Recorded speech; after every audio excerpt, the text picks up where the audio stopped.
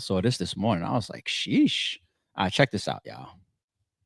For 50 Cent speaking to Fox 5 about the multi-million-dollar lawsuit his liquor company has filed against its alcohol supplier. Fox 5's Lisa Evers joins us now in studio with these exclusive new details. And Lisa, what is 50 Cent talking about? Well, a lot, Stephen Natasha. Media mogul, rapper, and Sire Spirits owner 50 Cent is no longer keeping quiet about his lawsuit against liquor giant Beam Suntory. He's speaking out in our exclusive interview for the first time about the alleged embezzlement scheme that he says cost him millions of dollars and nearly robbed him of his dream of owning his own liquor company.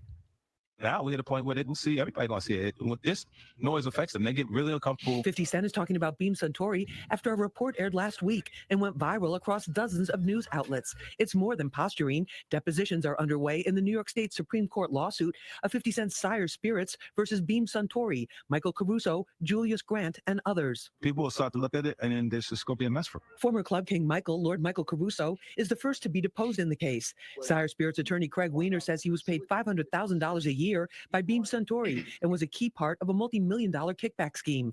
Beam's former chief commercial officer Julius Grant is also scheduled to be deposed. You have the two of them working together and conspiring in order to get Sire Spirits to buy its champagne and its cognac from parties that were giving illicit and hidden commissions. Beam Suntory once again declined an interview, but sent us this statement. The claims brought by Mr. Jackson and Sire Spirits against Beam Suntory are false and baseless. They are completely lacking in merit, and even more importantly, in evidence. Most of the allegations have already been dismissed. We will continue to vigorously defend ourselves and expect to prevail. Actually, in a separate but related case, Mitchell Green pleaded guilty to a federal charge of wire fraud and was ordered to pay more than $7 million to Sire Spirits. This is the type of stuff that happens. How they slow down smaller companies or new companies when they're coming in, because I guess it prevents them from growing fast enough. Attorney Craig Weiner says they have all the facts they need to prove their claims. It's all going to get worse than it is now when people start paying attention to it. I'm going to end up making a whole TV show based on it.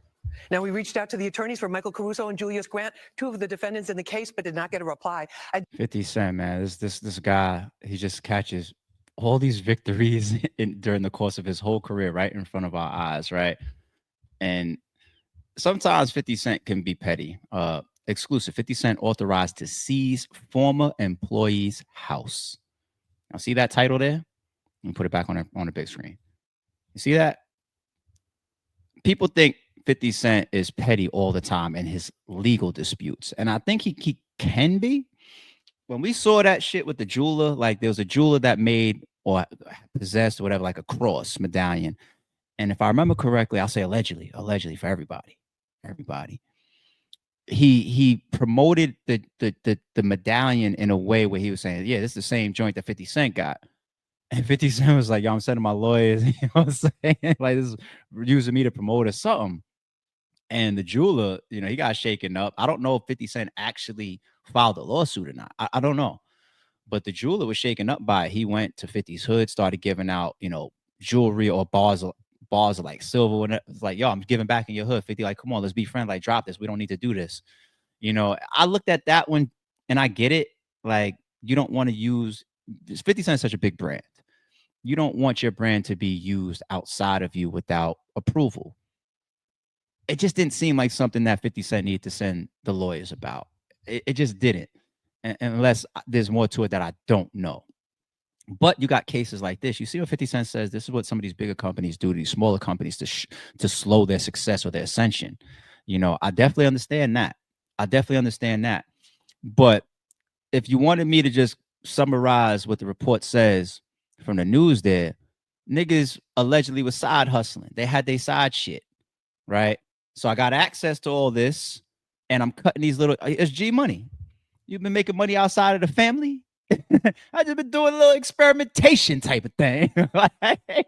You making money outside of the family.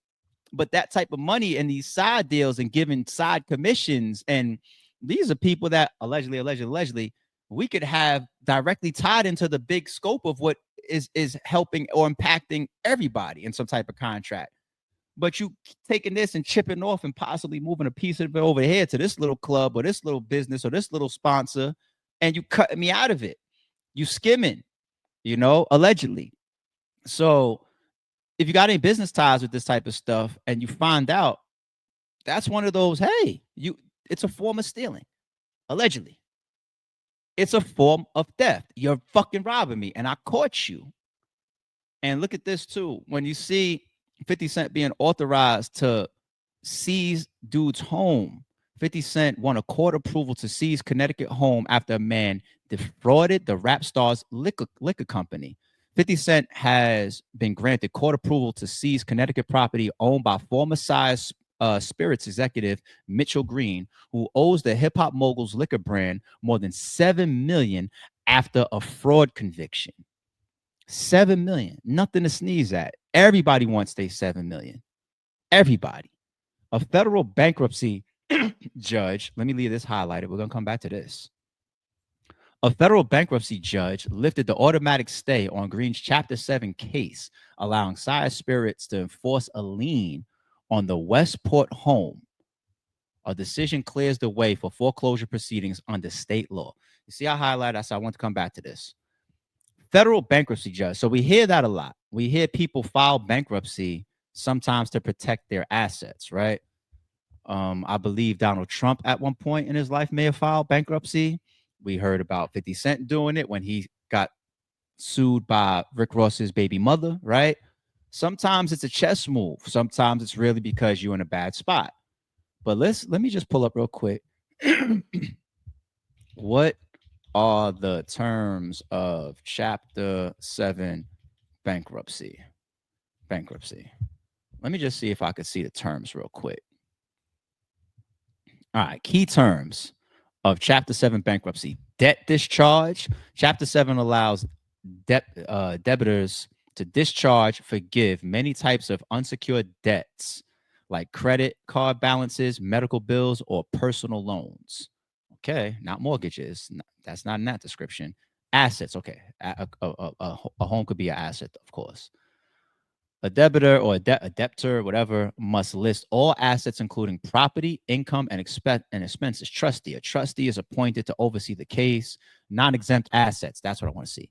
These are assets that can be liquidated to pay creditors. Examples include vehicles, homes, and bank accounts. Non-exempt, that was classified as. When you go to exempt property, debitors or debtors, whatever, can retain certain assets. The specific exemptions vary by state. So that's something that we're seeing here in this situation. That Chapter 7 could have, in some cases, protected this man's home, right? But in this given scenario, based on the situation at hand and as well as the state that it's in, a federal bankruptcy judge lifted the automatic stay on Green's Chapter 7 case, allowing Size Spirits to enforce a lien on the Westport home. So that Chapter 7 at one point protected his asset and his home, and then a judge came along during this scenario and lifted it and said, fair game now. I don't know how long some of that type of stuff could take. Could be years in the making, but this is why I said that headline of 50 Cent authorized to seize former employee's house. According to court documents, he pocketed roughly $2.2 million in illegal payments between 2018 and 2020. Don't side hustle no $2.2 million on the side in fraud or side deals allegedly on me, and we're in business together. I don't take no issue in this. And this is what people respect about the Sorry Shoe podcast. It's like the lawsuit that we were filed within, you know what I'm saying? They used this as an example the other day. That's why people respect the way we carry it over here, people, is because I'll start out by saying, I don't agree with some of the stuff 50 Cent has done. I don't, unless he comes with that Tammy documentary, I kind of disagree with what he did to Big Meech based on the full paperwork read that we did. You know what I'm saying? Like, you know what it's supposed to be when you call somebody a rat or a snitch. Okay.